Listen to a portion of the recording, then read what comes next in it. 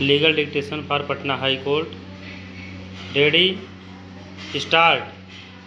Challenge in this appeal is the judgment of the learned single judge of the Patna High Court holding that the appellants were not entitled to a decree for specific performance of contract, full stop. In a second appeal filed by the respondent,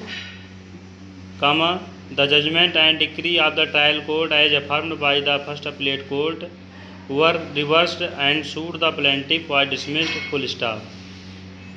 Originally, the suit was filed by the husband of appellant number 1. After death of appellant number 1, his legal heirs were substituted, full stop. The High Court proceeded on the basis that the plaintiff had not proved that he was ready and willing to perform his part of the contract, full stop. There was neither pleading nor evidence was tendered in terms of requirement of Section 16C of the Specific Relief Act 1963, full stop. Learned counsel for the appellants highlighted as to how the judgment of the High Court suffers from various infirmities both factually and on principle of law, full stop. None appears for the respondent, though she was represented by a counsel who did not appear on several dates of hearing and also is not present today, full stop. The High Court recorded findings to the effect that there were no specific averments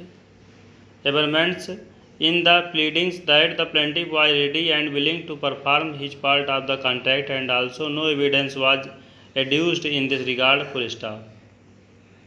As rightly pointed out by learned counsel for the appellants, the findings are contrary to the material on record, full stop.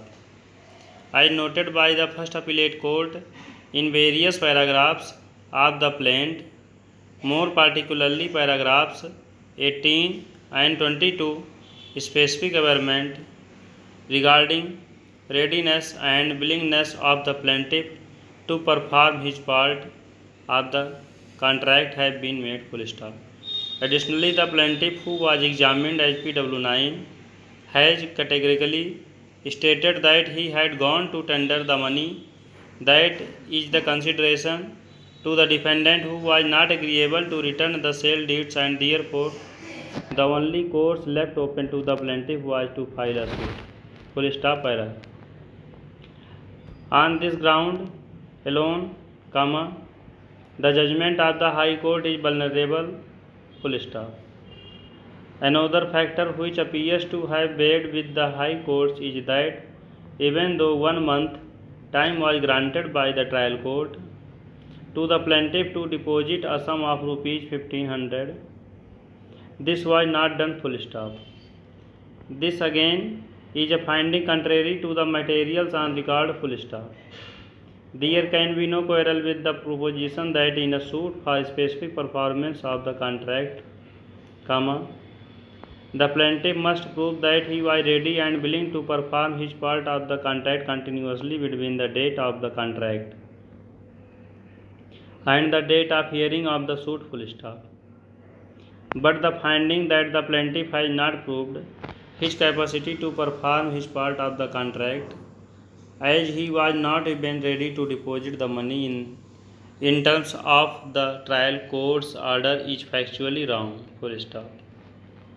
It appears that no such plea was raised by the defendant before the first appellate court, full stop. Over.